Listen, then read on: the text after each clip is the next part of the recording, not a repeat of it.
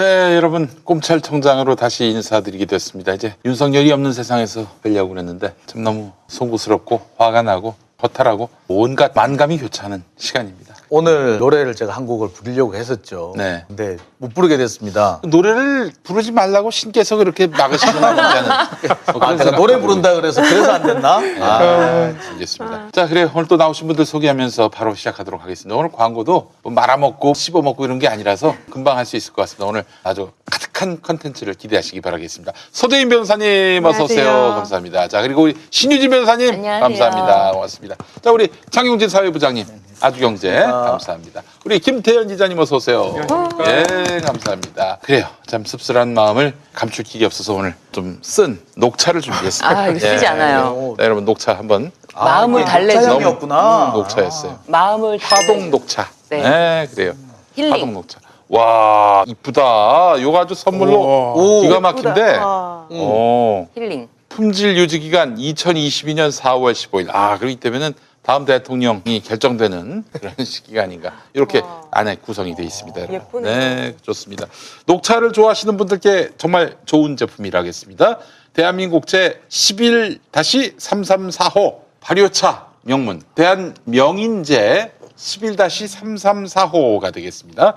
발효차 명인이 만든 가장 처음 딴 잎으로 만든 우전차가 되겠습니다. 찻잎을 따는 시기에 따라서 녹차의 종류는 여러 가지로 분류됩니다. 커피도 뭐 아메리카노니 에스프레소니 이름이 있는데 녹차라고 다 똑같은 녹차겠어요? 그렇죠. 그렇지 않습니다. 우전이라고 하는 것은 24절기 가운데 6번째인 곡우, 5일 전 이른 봄에 딴 찻잎을 덮어서 만든 차입니다. 가장 처음 딴 찻잎으로 만들었다고 해서 첫물차. 은은하고 순한 맛이 특징이고요. 만드는 과정이 복잡해서 생산량이 적고 값이 매우 비싼 최고급 차입니다. 그래서 우전차를 왕의 녹차라고도 불러요. 만드는 과정이 복잡하기 때문에 우전은 누가 만들었느냐가 중요합니다. 그래서 슬로푸드의 우전차는 대한민국 발효차의 명인이면서 하동 녹차인 회장 6대 초의 담액 전수자. 그러니까 이제 초의라고 하는 것은 대한민국의 초이 선사라고요. 네. 우리나라에서 다선이라고 불리시는 분입니다. 차맥을 우리나라에 전수하신 분이라고 얘기를 하죠. 그래서 네. 초이 선사의 맥을 이은 분이다 이런 의미로 제가 그래요. 이분이 성이 판씨여서 판초이라는 소문도 있던데. 농담입니다. 여러분 한번 너무 저 광고만 읽다 보면 재미가 없을 것 같아서 제가 한마디 좀 웃겨보려고 했습니다. 판초이는 아니고 그냥 초이. 초의는 말씀하신 대로 조선시대 대선사로서 우리나라 다도를 정립하신 분입니다. 야생차 문화축제에서 올해의 명차상, 대한민국 차품평회에서 품질상 등을 수상한 바 있는 다정, 아호가 이제 또 다정입니다. 다정 이경숙 명인이 직접 제다해서 만든 차입니다. 명인의 손으로 만든 차, 우전차. 지리산 해발 400m가 넘는 첩첩산 중에 차밭골에서 농약이나 화학 비료 없이 오직 자연의 힘으로 자란 야생 찻잎에 어린 새순을 엄선해서 명인의 제다법으로 덮어서 만든 명실상부한 대한민국 최고 품질의 녹차다. 자신 있게 말씀드릴 수 있습니다. 텁텁함이 1도 없어요. 우전차의 놀랍고 새로운 향을 경험해 보시기 바랍니다. 또 가격이 제일 중요한데 슬로푸드 우전차 40g 2개 세트 선물 세트입니다. 인터넷 최저가는 9만 원 값이 나간다고 말씀드렸죠. 그러나 김용민닷컴은 7만 원에 모시고 있습니다. 여러분 7만 원에. 자, 경남 농협 육산업 인증자 협회가 그 품질을 보장하는 최고급 품격의 우전차를 김용민닷컴에서 압도적 최저가에 경험해 보시기 바랍니다. 9만 원이 아니라 7만 원이라니까 네. 김용민닷컴에서는 소중한 분께 연말 연시 선물용으로도 정말 좋겠죠. 네, 여러분 우전차. 원래 이 차 가격이 80g을 기준으로 3만 원이 도매가예요. 그렇기 때문에 7만 원이면 소비자 가격으로는 저렴한 편인데 문제는 이게 상당히 고급 차예요. 이거 너무 고급차인데. 마셔보신 분은 아시겠지만은 이게 녹차가 약간 쓴맛도 있고 텁텁하기도 하거든요. 물론 그런 맛으로 먹어요. 그런데 이 우전차 같은 경우는 텁텁하지도 않고 쓴맛도 없어요. 그리고 향은 되게 좋고. 네. 그래서 이게 우전차가 사실 고급이라고 그래요. 얘기를 하는데 아주 부드럽게 네. 들어가네요. 예. 찻잎이 되게 여리고 그래서 그렇거든요. 그래요. 시간이 지나면 지날수록 쓴맛이 많이 나요. 탄닌이라는 재료 때문에 그래요. 그러는데 제가 또 불교 방송에 있다 보니까 그렇구나. 불교 방송. 이 노조위원장도 하셨고. 그 스님들 맨날 하는 얘기가 차 얘기야. 그래. 또 얼마 전에 제가 차 때문에 또 한마디를 했다가 네. 또 이게 구설에 한번 오르는 아 그래요. 녹차 팔아서 재벌급이 오르는 스님도 계신다 뭐 얘기를 얘기했다가 했다가 이제 예, 불교 방송에서 잘리고 근데 이거 그랬던 진짜 건데. 참 너무 맛있는 것 같아요. 녹차가 향이 있다는 걸 여러분들 모르시는 분이 굉장히 많을 텐데 이 녹차는 향이 있어요.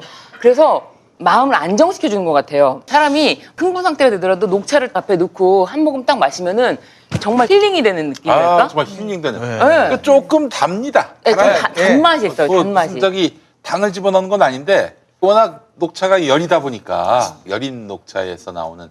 예. 그래서 지금 이 녹차의 이름을 또 정한중 녹차라고도 불립니다. 정한중 녹차. 너무 열려서 녹차를 타니까 예, 백기를 들었어요. 정한중 녹차. 정한중 예, 녹차. 네, 그렇습니다. 아, 조금 늦게 왔어요. 예, 정한중이 누군지 너무 관심. 아 이거 빨리빨리 이거 좀 전까지 막 정한중 방송에 놓고서는 막 썼는데 발판을 드는데 너무 지금. 너무 예. 그래요. 정한중 녹차. 아 근데 예. 진짜 이건 맛있어요. 근데 이 우전 녹차가 세잎이기 때문에 향이 좀 약할 수 있거든요. 근데 그걸 잘 덮으면은 네. 향이 좋게 나고 또 안 네. 그러면 또 향이 막 딴 게 섞여요. 그러니까 그만큼 그래서 만들기 어렵다는 거거든요. 근데 이거는 이거 진짜 맛있어요. 향도 진짜 힐링을 주는 뭐랄까 커피에 찌들어 있는 나의 그렇습니다. 삶에 맑음을 주는 것 같아요. 맑음. 아니 근데 우리 스님들도 커피를 드십니까? 아유 그럼요. 좋아하시는 분은 커피 엄청 좋아하세요.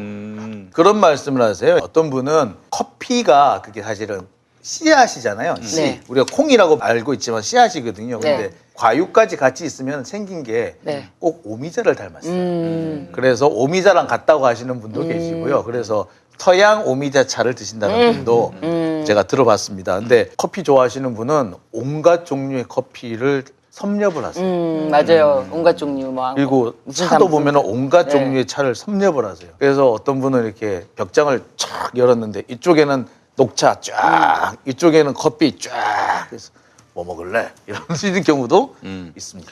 아니 사실은 진짜 녹차의 새로운 맛을 알려면은 네. 여러분 아시지 않습니까? 굴비 정식. 아 보리굴비. 찬 녹차에다 네, 말아먹는 거. 녹찬물. 아유 밥 이건 말아 정말 먹는 뭐 거. 이름 말할 수가 없습니다. 그런 게 있습니까? 아 모르시는구나. 네. 아, 우리 나이가 아직 모르는구나. 젊어서 네. 청춘이라서. 오, 진짜 맛있어요. 이게 여기서 이제 딱 드러나는 게 우리 김태형 기자가 음. 검사한테 접대를 받아본 적이 없다. 아유 안타깝습니다. 검사들이 가면 제일 많이 먹은 데가 보리굴비집. 아, 그래요. 보리굴비 그렇죠. 조기를 삭혀가지고 네. 굴비로 만드는 거 아니에요? 네, 그러니까 예. 그 보리 겨랑 같이 해가지고 이렇게 쌓아뒀다가 약간 발효를 해가지고 그렇지. 나오는데 아 맛있어요. 우와. 아주 환장합니다. 예. 자, 그 거기다 해 먹어도 되겠다. 거기다가 얼려가지고.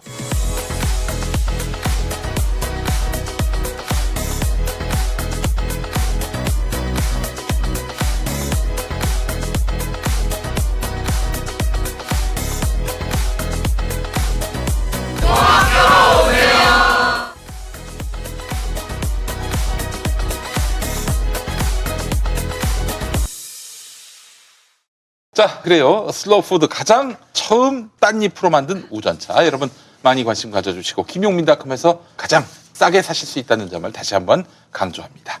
이건 진짜 품질이 확실하네요. 정말. 아 그렇습니다. 이게 웬만한 녹차 이런 맛을 내기가 쉽지 않을 텐데 진짜. 지금 그렇지 않아도 오늘 화제가 된 게 네. 우리 성렬이 형하고 한동훈하고 네. 네. 한동훈이 1월에 부산지검으로 발령이 났는데 부산 고검입니다. 고검, 고검. 고검이에요. 그거 뭐 통할 일도 없는데 직제상으로도 그렇잖아요. 대검에 있는 것도 아닌데. 그렇죠. 그런데 1월에 그렇게 부산 갔는데 올해 2월부터 4월까지 2,700여 차례 연락했다는 것이 오늘 드러나지 않았습니까? 어디서 드러난 거예요? 이게 지금 검사징계위원회 심의 의결 요지에서 이게 지금 나온 건데요. 아마 검사징계위원회에서 심의하는 과정에서 이 자료들이 이제 나온 것 같습니다. 징계 사유 중에 하나인 채널A 사건에 대한 감찰 방해 및 수사 방해를 판단함에 있어서 윤석열 총장에게 회피 의무가, 그러니까 직연으로 지속적인 친분 관계가 있었던 최측근인 한동훈에 대한 수사에서는 스스로 회피해야 될 의무가 있음에도 회피하지 않고 오히려 검찰총장의 직무 권한을 내세워 채널A 사건에 대한 감찰과 수사에 개입하였다라는 것을 판단함에 있어서 얼마나 밀접하였나라는 것을 이제 판단할 때 사용한 자료인데요. 그래요. 근데 그 지난번에 우리 저 한동훈하고 윤석열 부인하고 그렇게 네. 네. 엄청나게 통화했다. 200회. 그 통화 횟수가 여기에 합산된 겁니까? 아니면 그건 별도입니까? 지금으로 봤으면 별도인 것 같아요. 네. 아, 그래요? 그런데 여길 보면은 아까 말씀해 주셨지만 징계 혐의자 윤석열과 한동훈 사이의 관계는 그동안의 근무 관계나 통화 내역이나 카카오톡 메시지 통신 내역에 비추어 보더라도 매우 밀접한 관계임을 확인할 수 있다고 하면서 2020년 2월부터 2020년 4월경까지 총 약 2,700회 연락했다라고 기재가 되어 있고 그다음에 2020년 3월 31일에 MBC에서 보도한 이후에 4월 7일경까지 약 8일 동안 110회에 달하는 통신을 주고받기도 하였다. 이렇게 기재가 되어 있습니다.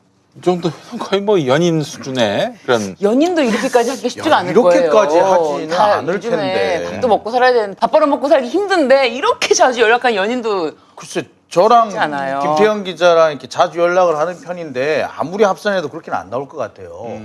중요한 법 재판이라던가 네. 중요 사안이 있을 때 제가 하루에 10대 번 전화를 드리는데 네. 하루에 30번씩은 전화를 드리기가 힘들어요. 네. 그러니까 이제 보통 그런 게 있죠. 보고를 할 때 그러니까 특히 이제 재판 같은 경우에 그때 이렇게 네. 진행 상황을 보고를 하는데 그런 거가 있을 때는 좀 많아질 수가 네. 있어요. 근데 그거를 이 경우에는 그런 재판 관련 보고를 매일 한다라고 보면 돼. 더군다나 김태형 기자는 주말에 연락 거의 안 해요. 그렇죠. 웬만하면 안 보고 싶거든. 그래서 제가 전화 드립니다. 좀 보고 싶거든요. 그래요. 근데 문제는 2020년 3월 31일 그러니까 MBC가 검언유착 보도를 한 이후 8일 동안 연락을 110번 야, 합니다. 네. 8일 동안. 8일 동안요. 아. 그러니까 8일 동안 110번이라는 거는 하루에 이제 2월부터 4월까지도 하루에 30번씩 네. 한 건데 8일 동안 110번이면은 이 또한 이제 30여 번 가까이 되는 거죠. 네. 그렇죠. 그래서 이제 윤석열 총장에 대한 징계가 정직 2개월로 이제 결정이 일단 났는데 저는 오늘 이 징계위원회 심의 의결 요지를 읽으면서 제일 처음 느꼈던 소감은 뭐였냐면 징계 사유의 인정 이유와 징계 양정 사이에 균형이 맞지 않는다 이런 생각이 들었거든요. 그러니까 징계 사유를 인정한 것을 보면은 사실 저는 이거를 그냥 가지고 국회에서 탄핵소추 발의안으로 써도 될 정도다라고 생각이 될 정도로 네, 탄핵소추. 이 징계 사유 인정 이유에 대해서는 굉장히 엄중하게 책임을 묻고 있음에도 징계 양정에서는 해임까지 가능한 사안이다라고 하면서 특수한 사정을 고려해서 검찰총장에 대한 징계가 이래 없는 일이다라고 하면서 특수한 사정이다라고 하면서 정직 2개월의 결정을 한 것에 대해서 균형이 맞지 않는다라는 생각이 들더라고요. 그리고 저는 채널A 검언유착 사건에서 사실 이동재 기자가 자기가 허세를 부리면서 한동훈 검사와 실제 통화를 하지 않았지만 자기가 만들었다라고 네. 오늘 재판에서도 얘기했어요. 네. 오늘 재판에서는 심지어 부산으로 좌천당한 사람, 불쌍한 사람을 내가 언급해서 굉장히 뭐 송관 마음이다. 아이고. 그러지 말 걸 이딴 얘기를 하고 있는 거예요. 아니 근데 그럼 300번씩이나 통화한 건 뭐야 그러면? 그쵸. 거기다가 여기 보면은 이제 징계위원회에서는 객관적인 자료를 봤을 텐데 이 징계위원들이 판단한 내용이 뭐냐면 대검 인권부는 방송사에 협조를 구하고 있을 뿐 실제로 별다른 진상조사를 하지 않았고 그리고 이동재 등은 자신의 휴대전화 노트북을 포맷했고 카카오톡 메시지를 모두 삭제했으며 대역을 지켜 한동훈의 목소리를 흉내내어 녹음하려고 하는 등 매우 적극적인 증거인멸 시도를 하였다라는 점까지 돼 있습니다. 그럼 사실상 2월부터 4월까지 그리고 검언유착 보도가 된 이후부터 이동재 기자가 뭐 구속이 될 때까지 아무런 수사가 제대로 진행되지 않았다는 점도 명확하게 나온 거죠. 근데 정말 근데 당황스러운 게 이 부분이에요. 징계 혐의자의 비위 사실은 징계 양정 기준상 각각 정직 이상 해임에 해당하는 중한 사안으로 종합적으로 해임이 가능하나. 그러니까 각 사안별로 이미 정직, 어떤 건 해임, 각각 사안별로도 그렇고 종합적으로 보면 이거는 얄짤없이 해임인데 검찰총장에 대한 징계가 유례 없는 사건이고 그래서 많은 특수한 사정을 고려하였다라는 거예요. 이게 한마디로 말해서 딴 놈 같았으면 날라갔는데 총장이라서 봐준다 이 말이라고요. 이게 어떻게 이런 경우가 있을 수 있느냐는 겁니다. 총장이면 더욱더 조심해야 되는 거 아닌가요? 그렇죠. 근데 더욱더 총장이니까 엄격해야 봐준다는 되고 네. 엄중해야 하고. 그렇죠. 아, 그래요. 이런 증거들이 제시가 됐고 거기에 기초해서 판단을 해보니까 이거는 해임에 해당한다. 네. 이런 판단인데 해임은 이루어지지 않았고 그렇다면 무거운 정직이 나와야 하는데 아니 6개월도 아니고 3개월도 아니고 2개월은 또 웬 말입니까? 6개월 정직이 되면 거의 해임에 해임이죠. 버금가는 네. 그런 수준이니까 그런 거를 내리면 정직이라는 이름하에 해임을 가름하는 징계를 내리기가 아마도 부담스러웠을 것 같아요. 아니 이제 그런 왜 징계 대상자의 안위와 공직자로서의 운명이 그렇게 걱정됩니까? 난 그 이해를 할 수가 없어요. 제가 보기에는 정환중 위원장이 이것이 행정소송에서 뒤집어진다거나 혹은 가처분 결정이 나와서 사실상 집행이 정지가 되는 상황이 되었을 때 자신을 향할 엄청난 비방을 미리 우려한 게 아닌가. 그래서 어떻게 보자면은 법원에 간다 하더라도 뒤집힐 가능성이 없는 수준의 약한 양정을 택한 게 아닌가. 그 자기의 비난받을까봐 걱정돼서 그랬다는 그렇죠. 거예요? 제가 이렇게 아니, 어렵게 원칙에 얘기했지만 따라서 하면 되지 뭘 그렇게 아니 왜 법원을 이렇게 해? 아니 지금 법원에서도 솔직히 말해가지고 판사 사찰 문건이 나오는데 입도 뻥끗 못하고 있잖아요. 예. 그러니까 판사들도 그런데 교수님이 그러면 뭐 얼마나 본인이 용기 있기를 바라세요 그러면은 그분한테. 이 나라는 지금 윤석열에게 다 짓눌리고 있다. 그러니까. 지배당하고 보이죠. 있다. 그런 얘기 아닙니까? 아니 그 뭐예요? 그럼 국민들은 이게 뭡니까? 나는 그럼 이제 이번에- 앞으로 권력자는 윤석열이군. 앞으로 윤석열을 잘 모셔야지. 이러라는 거예요? 그러니까 생각을 해보세요. 나는 이번에 검찰이 이렇게까지 힘이 센지는 이번에 처음 알았어요. 검찰이 힘이 센 줄을 알았지만 이 정도인지 판사들도 입도 뻥끗 못하고 교수님들도 입도 뻥끗 못할 정도로 그렇게 무서워서 덜덜 떠는 게 검찰인지 검찰총장이었는지 이번에 처음 알았습니다. 아니 그러면 앞으로 공수처 출범해봐야 뭐 이런 환상을 많이 갔습니다 보니까 공수처가 출범하면은 윤석열을 1호 수사 대상자로 삼아서 구속시킬 거다. 아니 진짜 아니 이게 가능한 얘기겠어요? 그러니까 그럼 취재하다 보면은 지금 그런 얘기가 나와요. 공수처에 누가 들어갈지 검찰이 주시하고 있다. 그러니까 들어가면 아마 조국 장관 털렸던 것처럼 아마 탈탈탈 털 거다. 검사들에 대한 수사는 시작도 못할 가능성이 높다라는 얘기가 나옵니다. 탈탈탈탈 털어서 어우 윤석열은 피해가야지. 아이고 윤석열은 뭐 아예 수사를 하지 말아야지. 기소는커녕. 그럴 가능성이 대단히 높습니다. 그러니까 이런 현실에 우리가 직시하자는 거예요. 이런 현실을 직시한 다음에 그다음에 희망 회로를 돌려야 한다라는 게 제 입장이었는데 예, 너무 좀 세게 이번에 얘기한 것 같아서 정말 죄송합니다만은. 정신이 번쩍 들었어요. 판사들도 이렇게 겁을 먹고 교수님들도 겁을 먹고 그나마나 공수처도 겁을 먹을 것이고. 아니 그리고 오죽했으면 장관님이 사표를 내면서 산산조각이 난다라는 그런 말을 다 쓸 정도고 강철로 된 무지개라는 얘기를 쓰실 정도로 저항의 의지를 다져야 될 정도라면 이게 제대로 된 게 맞느냐는 거죠. 그리고 또 하나 우리가 주목하지 않아서 그런데 지금 거대 여당도 지금 국회의원들 저하고 패치 맺은 사람들 글들을 보면은 다 그냥 추미애가 정말 고생했다, 헌신했다. 이런 감상적인 멘트만 쓰고 있어요. 누구 하나 윤석열에게 이거 봐라. 까불어? 지금 오늘도 대통령을 상대로 해서 소송을 그 낸다고 대통령이 하죠. 사인한 그런 징계안에 대해서 불복해가지고 소송을 걸겠다는 거 아니에요? 징계 취소 소송과 정직 가처분을 이제 다시 본격적으로 하겠다는 아니 얘기죠. 그러면은 최소한 집권 여당 의원이라면 에라이 건방진 윤석열 네가 지금 이 죄를 알고 있냐? 이런 말 한마디라도 좀 써야 되는데 그러니까 당연히 나와야 되는 말인데 왜냐하면 국정감사장에서 윤석열 총장이 대통령의 불심임을 결정을 하면 나가겠다 그런 취지의 얘기를 했어요. 지금 재가를 했다는 건 징계 재가를 했고 그리고 대통령이 검찰의 새로운 출발이라는 얘기를 했어요. 그러면 나가란 얘기예요. 근데 나가란 얘기인데도 대통령을 상대로 소송을 낸다는 건 앞으로 내가 대통령과 다투겠다는 얘기고 그리고 징계 의결서에 또 재밌는 얘기가 들어가 있는 게 세계일보에서 대통령 적합도 조사에 2위를 차지했을 때는 명단에서 제외해달라고 얘기를 했어요. 근데 그 이후 2020년 8월 그리고 그 전후로 해서 윤석열 총장이 여론조사에서 빼달라는 얘기를 안 했다는 겁니다. 객관적인 자료로 증명할 수 없었다는 거예요. 그러면 이 사람이 그 2020년 8월 전후로 해서 정치를 하겠다라는 마음을 먹었을 가능성도 충분히 있다. 그렇게 생각할 수 있을 것 같습니다. 아니 그리고 지금 보면 떡 나오는 게 이제는 대통령과 한판이다. 추윤 가고 문재인 윤석열 왔다. 이런 식으로 기사를 떡 쓰는 이게 머니투데이 김지영 기자님 도대체 뭐 하는 생각인지 모르겠어요. 어떻게 검찰총장이 대통령하고 맞짱을 뜨겠다는 겁니까? 대통령이 뭐 죄를 지었어요? 그런 거 죄를 지었으면은 그걸 범죄 수사를 해야지. 이렇게 대통령하고 맞짱을 뜨겠다? 아니 대통령이 맞짱 뜨고 싶으면은 공직은 내려놓고 해야죠. 공직은 내려놓고 하는 거예요. 그게 맞는 거 아닌가요? 네. 저는 이 주호영 원내대표가 오늘 한 말을 듣고 이게 정말 정상적인 사람인가 라디오에서 뉴스로 들었는데 다시 이제 워딩으로 보는데 망나니 역할을 잘하던 추미애 장관이라고 표현을 했어요. 이런 명예훼손적인 발언을 대놓고 지금 원내대표라는 사람이 할 수 있을까?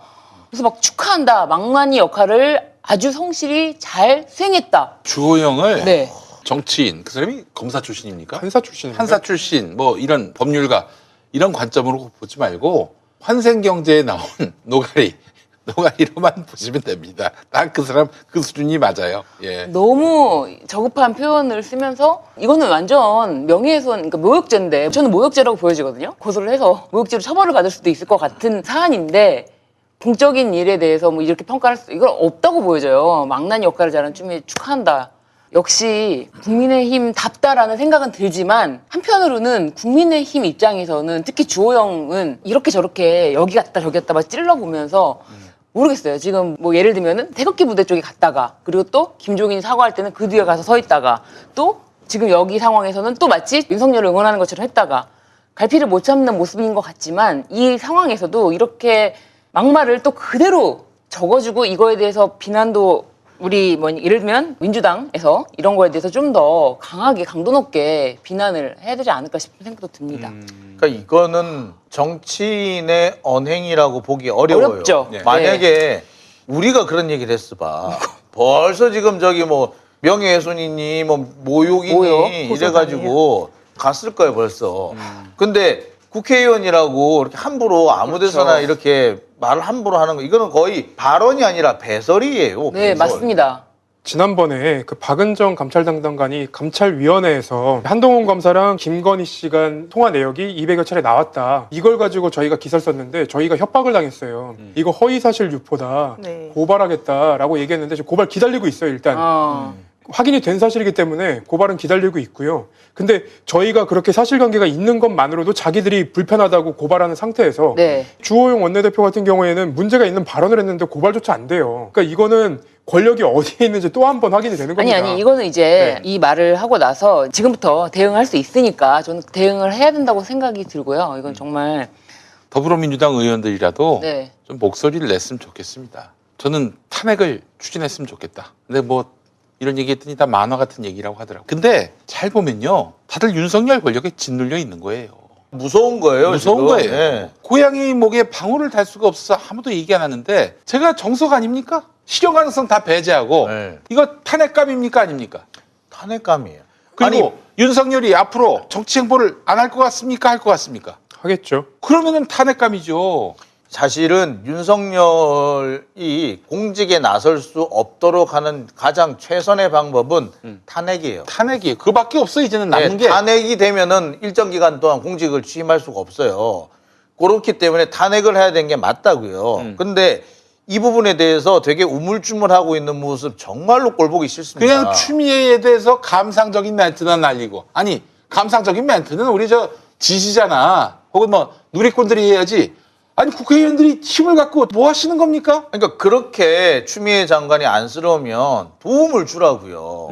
지금 가장 도와줄 수 있는 방법은 추미애 장관이 짊어지고 있는 짐을 나눠지는 거고요. 국회의원이 나눠줄 수 있는 유일한 방법은 탄핵입니다. 탄핵소추예요. 그리고 탄핵소추는 의결되는 즉시 직무집행이 정지가 됩니다. 그렇죠. 그러니까 물론 헌법재판소에서 탄핵 심판까지 그것도 60일 정도 걸립니까? 탄핵 180일까지, 심판까지인데. 180일 이내에 하라고 돼 있죠. 아 그래요. 네. 어쨌든 180일까지 간다면은 180일이면 얼마니까? 6개월 아니야. 네. 6개월. 근데 보통 대통령 탄핵 같은 경우는 넉 달 안에 끝내는데 그 외에는 아직까지 우리나라가 절차를 밟은 바 없기 때문에 뭐 지금 하지 않습니다만. 지금 정지 2개월, 2달 동안 휴가 간 거 아닙니까? 이 휴가하고 180일이면 6개월인데 뭐 한 석 달이라고 합시다. 이 석 달 동안에 내가 탄핵되는 거야? 아니면 혹시 탄핵을 안 당하고 살아남는 거야? 이게 조바심 치면서 사는 3개월하고 같습니까? 지금 이 2개월은 쉬는 거예요. 뒤에서 배후 조종할 수 있는 겁니다. 심지어는 직무 정지가 됐는데 어제 대검 차장 만났다면서. 네. 네. 지가 뭔데 만나 지금 직무가 정지가 됐는데.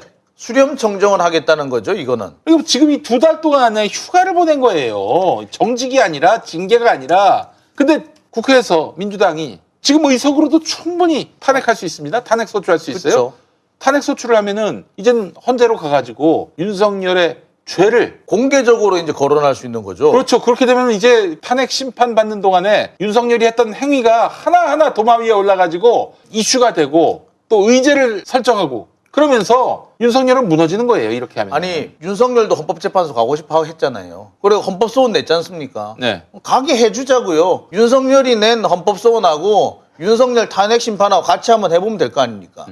그렇게 해가지고 같이 결론을 내려요. 그럼 될 걸. 그러니까 윤석열도 헌법재판소 가겠다는데 왜 국회의원들은 뒤로 뺍니까? 두 분 법률가 분들께도 여쭤보겠습니다. 지금 실현 가능성 이걸 다 배제하고 정치적으로 민주당의 뭐 지지율이 일정 부분 타격받을 수 있겠죠. 이거 다 빼고 탄핵 심판 대상입니까 아닙니까? 저는 아까도 말씀드렸다시피 이 징계 의결서 자체를 그냥 탄핵 소추 발의 안으로 사용해도 돼요. 그렇기 때문에 저는 일단 탄핵 사유, 헌법과 법률을 위배한 탄핵 사유는 된다고 생각이 들고 지금 이 징계위원회에서 이렇게 거의 탄핵 사유처럼 징계 사유를 판단을 해놓고서 검찰총장에 대한 징계의 특수성이라고 하면서 정직 2개월을 의결하게 된 배경에 대해서 이제 몇 가지 이유를 적어놨는데 네. 첫 번째가 검찰총장의 임기제는 어떠한 경우에도 보장되어야 한다. 그리고 법률에 의해서 강한 신분 보장을 받고 있는 검사에 대한 해임 면직은 보다 신중하게 이루어져야 한다. 그리고 이 부분이 이제 제가 지난주에 한번 말씀을 드렸었는데 일주일 사이에 지금 이 징계 의결이 이루어진 거잖아요. 제가 이게 징계가 조금 미뤄지면서 징계될 때까지 징계위원들에 대해서 언론에서 어떻게 보도가 될지 걱정스럽다라고 그렇게 말씀을 몇 번 드렸었는데 네. 징계위원회도 역시 어떤 언론의 영향을 받았다는 생각이 드는 그런 이유인데 이 징계가 국민들과 사회에 미칠 영향을 깊게 고민하였고 국민들이 느끼는 고통과 불편함이 하루빨리 해소되어 안정화되어야 한다고 판단을 하였다. 자기들이 이런 그렇게 내용이 결정해놓고 있어요. 지금 국민들이 안정적인 생활을 누릴 수 그러니까 있겠습니까? 윤석열이 돌아오면 어떻게 그게 안정이에요. 그리고 징계 청구 이후에 형성된 검사들 다수의 의견도 충분히 존중되어야 하는 고려 요소였고 또 한 가지 서울행정법원의 직무집행정지 처분에 대한 집행정지 결정의 취지도 존중하였다라고 해서 뭔 소리야 그건 딴 거잖아요. 네, 본안이 본안에 빠진 대해서는 그렇죠. 거고. 본안이 아니었는데 이런 여러 가지 내용을 이제 기초로 해서 사실 이거는 해임에 해당하는 중한 사안이고 종합적으로 해임이 가능하지만 이런 특수한 사정을 고려하여서 정직 2개월에 처한 그런 내용이어서 뭐가 특수한 사정이에요 이게. 뭐가 특수한 사정입니까? 이거는 정한종 교수가 반격당하기 싫다. 나 골탕 먹기 싫다. 그 특수한 상황이면 차라리 솔직하지. 오늘 저 징계 의결서를 보니까 사법농단 자료가 있을 거 아닙니까? 범죄 네. 자료일 거 아닙니까? 판사들의 성향을 분석한 이런 사법농단 자료를 갖다 쓴 것 같다. 윤석열이. 예. 그건 이제 저희가 계속 얘기했던 그랬던 부분이고 그 문건이 공개됐을 때부터 얘기했던 그랬죠. 내용인데 공판 검사들이 재판 기록에서 확보했거나 예. 사법농단 수사팀이 수사 과정에서 확보한 정보를 제공했을 거예요. 무리하게 먹간 리스트. 저는 제가 이런 극단적인 비유를 해서 죄송했습니다만은 마약 수사하는 검사가 예. 마약을 확보해놓고 지가 마약을 그거 갖고 즐기는 거야. 이 모양 이 꼴이 됐는데 여기 지금 검찰총장이 개입됐다는 거 아닙니까? 그러니까 여기에 명확하게 나와 있어요. 이 정보를 얻은 것 자체가 불법의 요소가 있는데 검찰청 사무기구에 관한 규정에 따르면 수사정보정책관실은 이런 수사정보 그러니까 이런 사찰 문건, 재판부 문건 작성 및 배포는 분장 사무에 포함되어 있지 않고 그리고 애초에 수사정보와 자료의 수집, 그 분석 및 관리에 관하여 대검 차장검사를 보좌하기 위해 있는 자리다. 그리고 그 밑에 수사정보 1 담당관 및 수사정보 2 담당을 둔다고 규정할 수정관실을 수집, 관리할 수 있는 정보가 수사정보임을 분명히 하고 있다. 그러니까 이게 공판을 위해서 얻었다는 얘기는 완전히 거짓말이고 수사자료, 수사정보임은 분명히 하고 있다. 이 점은 명확히 했습니다. 저는 오히려 생각이 약간 좀 다른데요. 이 탄핵 소추 발의안이라고 말씀하셨는데 저는 지금 나와 있는 이것이 다가 아니라고 생각이 들거든요. 사실은 윤석열은 지금 겨우 여기 있는 게 갖고 있는 뭐 징계라든지 이 사람이 뭐 예를 들면 형사처벌의 대상이 될 수 있는 혐의 내용이 이게 다가 아니라고 생각해요. 이거는 극히 아주 적게 일부 감찰을 통해서 밝힌 내용이에요. 이거는 굉장히 짧은 기간 내에 밝힌 거지만 청문회 때 나왔던 윤우진 세무서장과의 그런 얘기부터 그리고 장모 사건 그리고 아내 김건희 씨 사건 네 전반적으로 제가 봤을 때는 이걸 수사를 통해서 밝혀야 될 부분이 남아 있는데 지금 이제 이거 가지고 바로 탄핵을 들어간다고 하기에는 아직은 밝히는 부분이 미흡하지 않나. 그런데 물론 검사는 그걸 밝힐 수가 없어요. 그래서 제 생각에는 어쨌든 이 윤석열 검찰총장이 총장으로서의 막대한 힘이 있다 저는 그렇게 생각하지 않고 오로지 검찰 개혁을 반대하는 검찰이 조직적인 저항을 함에 있어서 윤석열이라는 사람을 앞세워서 검찰이 조직적으로 어떻게 보면 저항을 하고 있다고 저는 보여져요. 그래서 이 조직의 우두머리를 지키고자 하는 검찰이 있다면 징계위원회에서는 이렇게 한번 때려서 정지 2개월 주고 그리고 이제 아까 말씀하신 공수처 출범하면은 얼마나 또 그렇게 힘쓸지는 의문이다라고 하셨지만 공수처도 또 일부 수사를 하고 그래서 여기서 밝히지 못한 부분에 대해서 밝혀야 될 부분은 저는 좀 밝히고 예를 들면 우리 이명박 MB도 MB의 죄가 다 드러났다고 생각하지 않잖아요. 그 많은 것들이 덮였잖아요. 그런데 그거를 한 사람은 다 할 수가 없다는 거예요. 저는 그래서 징계위원들의 한계는 여기까지가 맞다. 한편으로는 여기 압수수색 해야 될 게 얼마나 많이 있습니까? 우리가 아는 것만 해도 정말 이상하다라고 말만 나왔던 것들이 많은데 조금만 밝히니까 이게 나오잖아요, 벌써. 그런데 더 밝힐 것들이 있어요. 나눠서 조금 일을 나눠서 해야 된다. 그래서 박근혜 탄핵할 때도 검찰이 수사를 해줬거든요, 사실은. 탄핵 발의할 때도 그 내용에 대해서는 검찰이 수사했던 내용을 압수수색했던 내용을 탄핵 의결할 때 그걸 참조를 했단 말이에요. 그래서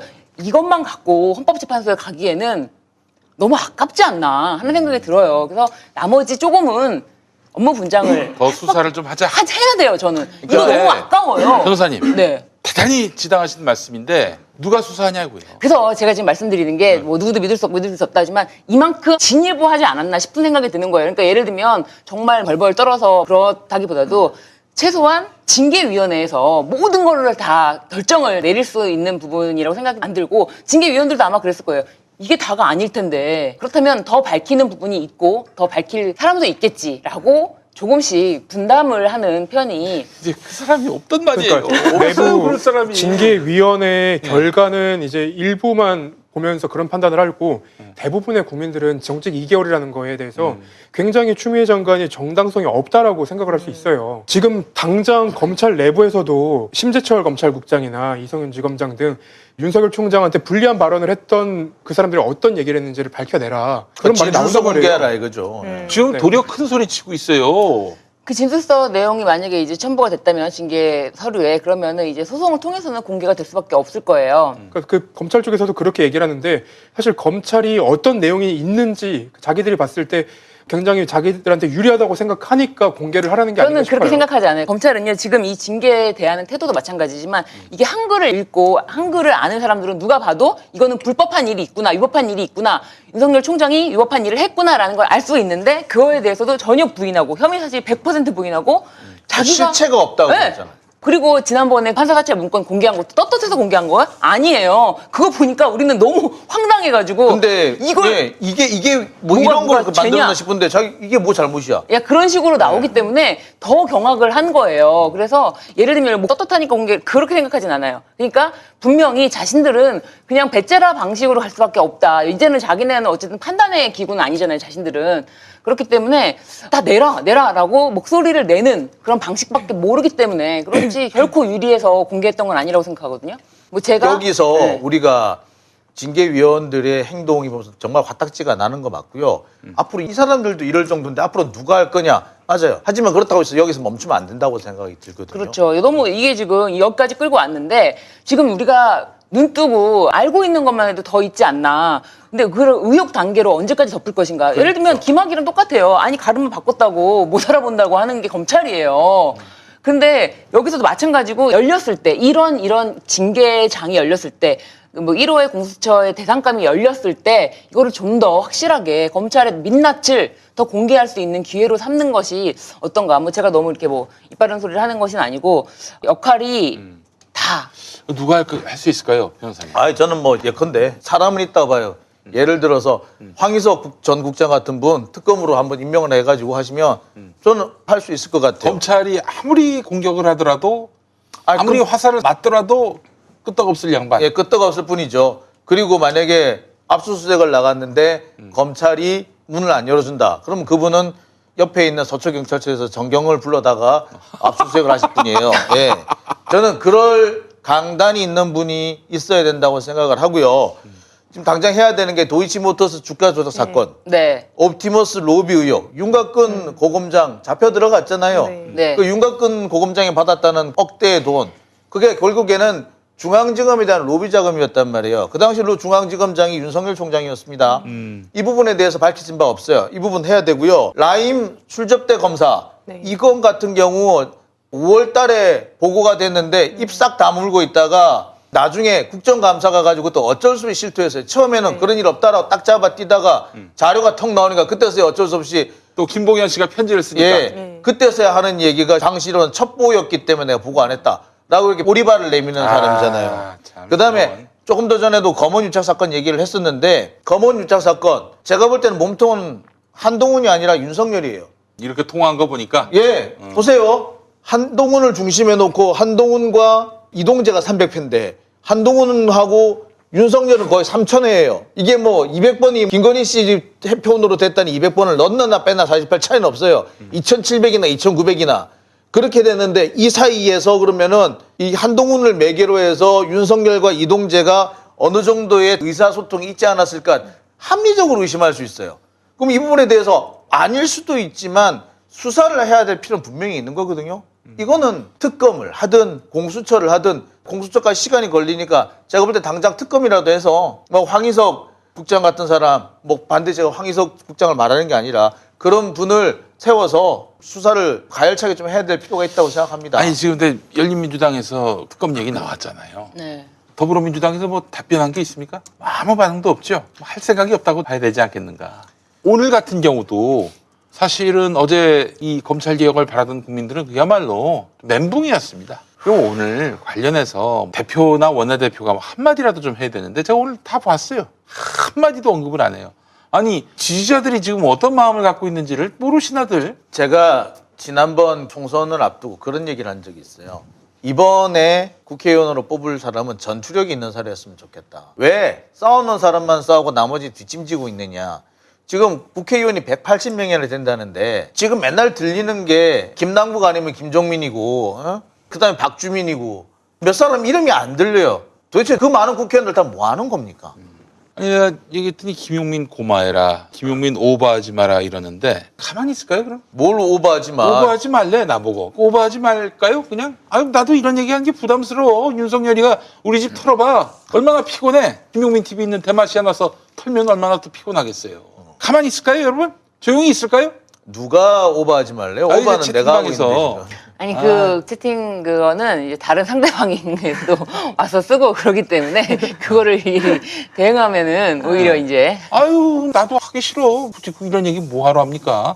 눈치 보이게. 아니 지금 대한민국의 최고 권력자가 윤석열이 된 거 아니에요. 그렇죠. 어? 지금 이런 헌법 파괴 행위를 했음에도 불구하고 윤석열이가 행여나 마음에 상처를 입을까 봐 그딴 식으로 판단을 해놓고 말이야. 정한중이. 징계 의결서를 살펴보면 언론사 사주와의 부적절한 교류 부분도 있어요. 네. 이거는 불문입니다. 불문. 묻지 않는 거예요. 근데 징계 혐의자, 그러니까 윤석열과 홍석현이 만나게 된 경위와 목적, 두 사람이 나눈 대화 내용 등이 명확하게 밝혀지지 않았다. 그리고 그 당시 홍석현과 관련된 사건은 수사가 종결되어 변론 종결만을 앞두고 있었다. 이거 중앙일보 혹은 중앙홀딩스에 관련된 언론사의 사건이 있어요. 근데 홍석현이 그 당시에 이제 사건 변론 종결만 앞두고 있었다는 시점이라는 거, 이거는 너무 봐주고 싶다라는 주장을 하는 것 같아요. 그리고 정한준 교수가 나와서 단독으로 인터뷰한 곳이 중앙일보입니다. 그러니까 지금 정한준 교수가 다른 언론사 전화는 안 받아요. 그리고 정한준 교수가 지금 있었던 과정들, 징계위원회에서 있었던 내용들을 다 지금 거의 낱낱이 공개를 하고 있단 말이에요. 그런데 원래 징계위원회에서 나눴던 대화 내용은 공개하면 안 된단 되죠. 말이에요. 근데 위원장 대행이라는 사람이 공개를 하고 있으면 어떡합니까? 더군다나 누가 기권을 했네 이런 것까지 얘기를 아니 이거는 사실 원래 평이나 심리를 할 때 위원들 간에 있었던 일, 재판관이나 판사들에 있었던 회의 평의 내용은 그쵸. 공개를 안 해요. 비공개가 판사들도 원칙이죠. 공개를 안 해요. 네. 근데 그 얘기를 공개를 딱 하는 건 뭐냐면 이겁니다. 나는 윤석열한테 해코지 안 했어. 그리고 신성식도 해코지 안 했어. 그러니까 우리한테 총 겨누지 마. 이 얘기를 하는 거예요. 비겁하게. 그리고 오늘 나왔던 보도들 중에, 오늘이 아니죠. 16일에 나왔던 보도들 중에 단독을 단 보도들이 꽤 있었어요. 거기에는 이정화 검사가 증언한 내용이 나오는데 MBC 기자와 제보자 X가 이동재 기자를 함정에 빠뜨렸다. 그 근거는 이정화 검사가 2월 이전에 MBC 관계자와 지모 씨가, 그러니까 제보자 X가 통화한 내역을 확인한 것으로 알려졌다. 이렇게 얘기가 나요. 그리고 나서 법 쪽에 뭐 검찰 관계자 혹은 법 쪽의 관계자라고 나오는데 상식적으로 생각했을 때 그 징계위원회에 나온 그 자료를 볼 수 있는 사람이 몇 명 되겠습니까? 증인 혹은 법무부 감찰 담당관실에 있는 감찰하는 사람 혹은 그 징계위원 그리고 증인으로 나온 사람 몇 명밖에 없어요. 근데 이게 법조계 관계자라고 덮는다고 덮어지는 기사가 아닙니다. 그래서 MBC가 오늘 그 기사를 대상으로 오늘 SBS가 그 보도를 했거든요. 그래서 그 보도에 대해서는 고발 조치한다고 법적 그러니까 소송을 이제 예정입니다. 말하자면은 이미 제보자 X와 이동재가 만나기 전에 MBC하고 제보자 X가 짜고 미리 있었다. 사전에 짜서 이동재를 함정에 빠뜨려 가지고 이동재와 한동훈 골탕 먹이려고 했다. 아, 근데 그 만난 시점은 2월 초다. 근데 2월 초에 만난 사람은 MBC 기자가 아니라 MBC PD야. 예, PD예요. 전혀 아니, 상관없어요. 다른 아이템으로. 아니 그 다른 아이템 사모펀드 이게 왜냐하면 여러분 아실 겁니다. 작년 12월인가 올해 1월인가 보면 제보자 X가 뉴스공장에 인터뷰를 하죠. 네. 그리고 난 다음에 그 내용들과 함께 같이 MBC랑 뉴스타파랑 같이 해가지고 네. PD수첩에서 나오죠. 그 네. 사모펀드와 관련된 네, 보도가 네. 나옵니다. 네. 그때 그 제작하는 과정에서 이제 PD수첩 PD하고 제보자 X하고 연락을 주고받아요. 그러고 있는 와중에 이철 전 대표로부터 연락이 온 겁니다. 좀 도와달라. 그래서 갔더니 이동재가 나와 있었던 거고 이동재로부터 그런 얘기를 들어요. 그때가 언제냐면 2월 25일이에요. 근데 MBC하고 대화는 사실 1월부터 되고 있었어요. 사실 네. 오래전부터. 그러니까 이거는 전혀 상관없는 얘기였고요. 그리고 난 다음에 MBC 기자 장인수 기자와 대화를 나눈 거는 저희가 이게 공개된 자료를 보니까 3월 10일이에요. 이미 그때가 나와 있었던 거죠. 그러니까 그런 것들을 싸그리 무시하고 전혀 다른 사람이 다른 사안으로 연락을 한 것인데 MBC와 전화 통화가 2월 달에도 있었다? 따라서 이건 짠 거다? 이건 뭐냐면은 사실관계의 일부를 고의적으로 누락해서 진실을 왜곡한 겁니다. 이거를 기자라는 놈들이 검사라는 놈들이 하고 있는 거예요. 이게 인간이냐고. 제가 봤던 기사 중에 제일 황당했던 건 2월 이전에 제보자 X랑 MBC 관계자가 연락을 했기 때문에 이철 대표가 위험에 빠질 것을 사전에 알았다. 이딴 기사가 있어요. 근데 생각을 해보세요. 그러니까 MBC 관계자가 이동재 기자한테 가가지고 편지 써봐. 이게 아니에요. 지가 쓴 거란 말이에요. 지가 쓴 거. 그러면 자기가 편지를 3번 보내고 제보자 X를 만난 뒤에 그 MBC 장인수 기자랑 그리고 제보자 X가 처음 만난 거란 말이에요. 그러면 어느 시점에 어떻게 이동재 기자의 등을 떠밀 수 있었다는 겁니까? 그러니까 말도 안 되는 얘기야. 이게 뭐냐면 전화 통화를 한 게 나와야 되는 게 아니고 전화 통화의 내용을 볼 때 이동재 기자를 유인하는 그런 내용이 나왔어야지 이게 짠 거다라고 해 함정에 빠뜨려야 되는 유인하는 내용이 있어야 된단 말이에요. 그것도 없이 이걸 짰다라고 얘기하는 거는 어거지예요. 예? 아니 누군가 자기를 스스로 함정에 빠뜨리려고 너무 지금 이게 말이 안 되는 게 그렇게 해가지고 이동재 기자를 자기네 집까지 쫓아오게 해가지고 자기 아내랑 자기 아들까지 다 위협하게끔 만든 다음에 결국 하려고 했던 게 유시민이라는 사람에 대해서 털게끔 만들고 그래서 결국 하려고 했던 게 검찰총장의 어떤 부씨를 지펴주는 그런 건가요? 그건 말이 안 되는 소리고 말이 안 되는 얘기고 근데 이제 그럴 사람들이 수가 없어요. 그런 거에 대해서 실상 네. 우리 국민들이 뉴스를 테일까지 그거는- 다 파악하진 않습니다. 그러니까 모든 언론이 한 목소리를 내서 맞아요. 저 인간이 쓰레기다 하면은 진짜 쓰레기로 인식을 하거나 혹은 저 사람하고 가까이 있어서는 안 되겠다. 저 사람 말은 일단 의심하고 봐야겠다. 이런다고 지금 모든 언론이 검찰의 젖줄을 빠는 이 언론들이 지금 이 행태를 하고 있는 거 아니에요? 지금 검찰과 다른 결의 보도를 하는 매체가 손에 꼽을 수밖에 없는 거예요. 지금 아주경제라든지 뭐 네. MBC라든지 이런 데 말고는 거의 뭐 검찰을 배후에 깔고 있는 친검찰, 종검찰 언론들이라고 봐야 되는 것이고 근데 그 언론들이 너무 숫자가 많으니까 10군데에서 한 목소리 내봐요. 이거 진짜 같잖아. 진실 같잖아. 진리 같잖아. 예. 아니 오늘 검언유착 재판이 있었어요. 근데 이제 이동재 기자랑 후배 백승호 기자의 재판인데 백승호 측에서 이동재 기자를 증인으로 신청했어요. 그럼 이동재 기자가 나와서 할 말은 자기가 여태까지 한 거는 속았다라는 부분이잖아요. 네. 언론에서 헤드라인을 모두 이렇게 뽑았어요. 이동재 제보자 X 함정에 빠져 한동훈 이름 된 거 후에 이런 식의 기사들만 나와요. 네 맞아요. 전부 다 이렇단 말이에요. 이게 그러니까 근거는 없어요. 근거는 없는데 그 당시에 한동훈 검사를 얘기한 걸 굉장히 후회하고 부산 고검, 그러니까 부산으로 좌천당한 사람을 내가 얘기해서 그 사람이 더 불쌍하게 됐다라는 식의 얘기하고 그리고 백승호 그 후배 기자에 대해서는 어느 정도까지 얘기를 하냐면 이 이동재 기자가 백승호라는 기자가 구체적인 내용은 하나도 모르고 항상 선배들 기사에 밥 숟갈 얹는 후배다 이런 식의 얘기까지 한단 말이에요. 이게 말이 되는 소리입니까? 지금 이렇게 중앙일보에서 보도가 됐어요. 이동재가 이미 짜여진 프레임, 제보자 X가 우리를 갖고 놀았다. 이렇게. 그건 기자가 실제로 그게 사실이라도 기자가 바보라는 네. 얘기죠. 스스로 바보라고. 스스로 그러니까 이제 바보란 거죠. 그 스스로 바보라고 해서라도 네. 스스로 바보라고 말하고서라도 이 늪에서 헤어나오고 싶은 거야. 그렇죠. 그러니까 자기가 갖고 놀았다 하면은 본인이 수동적이거나 아니면 다른 사람의 부추김에 의해서 따라간 경우에 갖고 놀았다라는 얘기가 들어가요. 근데 이 경우에는 전부 다 이 사람이 더 적극적으로 움직였었어요. 그렇죠. 처음부터 끝까지 단 한 번도 수동적인 모습을 보인 적이 없단 말이에요. 판단을 주저하거나 하는 부분이 없어요. 판단을 주저하고 있었을 때 딱 한 번 있었는데 그때 행동을 부추긴 거는 제보자 X가 아니라 사실은 한동훈이었어요. 그렇죠. 그러니까 여기서는 함정에 빠뜨렸다고 한다면 사실은 한동훈이어야지 말이 되는 거거든요. 그런데도 불구하고 이거 뻔히 보이는 이 내용을 가지고 언론에서 일제히 이동재를 두둔하는 기사를 쓴다. 이거는 범죄 은닉죄예요. 범죄 은닉죄.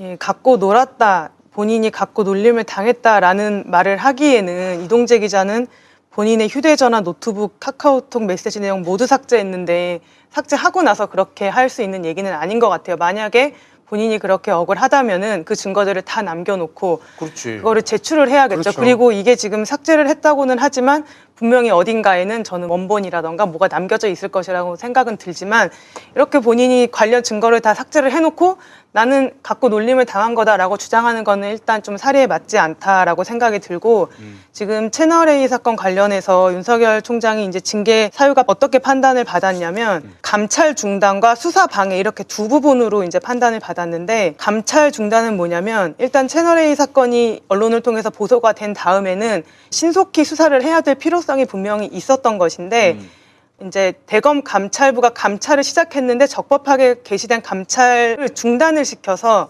신속한 수사로의 전환 가능성이 차단이 되었고 그때 대검 인권부에다가 이제 그 사건을 돌렸는데 대검 인권부는 그때 뭐를 하고 있었냐면 방송사에 협조를 구하고 있었단 네. 말이에요. 진상조사를 하지 못하고 있는 그런 상황이었고 그 상황에서 이동재는 자신의 휴대전화, 노트북을 포맷하고 카카오톡 메시지를 모두 삭제하고 대역을 시켜 한동훈의 목소리를 흉내내어 녹음하려고 하는 등 매우 적극적인 증거인멸 시도를 하였다는 점에 지금 윤석열 총장에 대한 비난 가능성이 정말 커지는 것이거든요.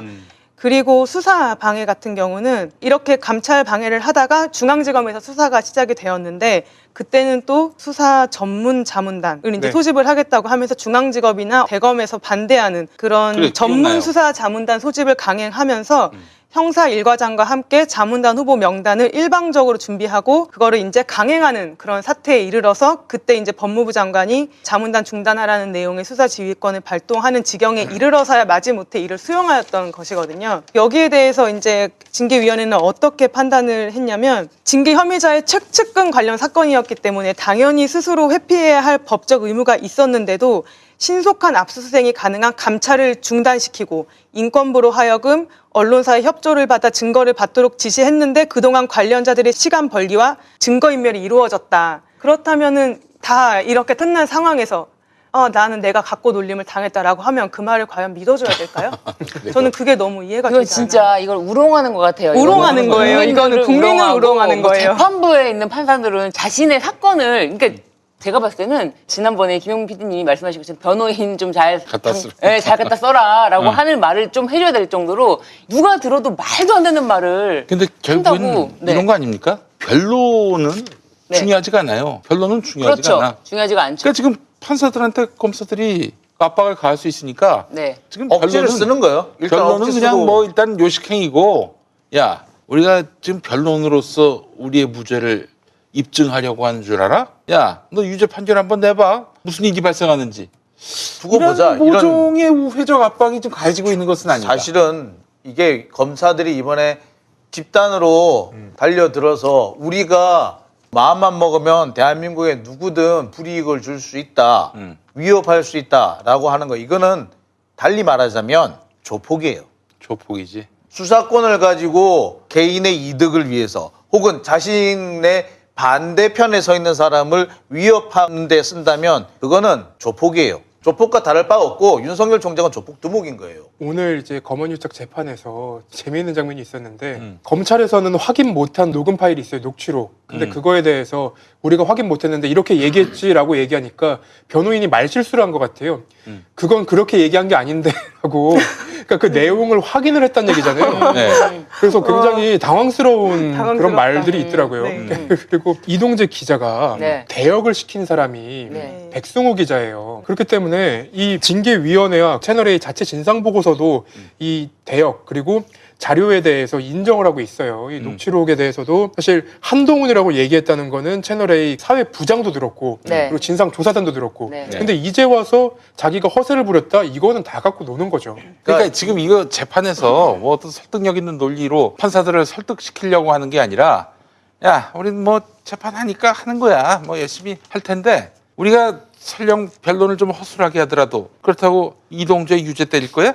또 한동훈한테 불길이 번지도록 그런 식으로 판단할 거야? 한번 해봐. 무슨 일이 벌어지는지. 이런 모종의 압박을 지금 가하고 있는 것은 아닌가. 이게 저는 사실 이런 형태의 모습을 저는 좀 본 것 같아요. 기시감이 들어요. 뭐 이렇게 증거도 내고 이렇게 막 많이 내는데 그건 다 엉터리입니다. 전부 다 이거는 사기입니다.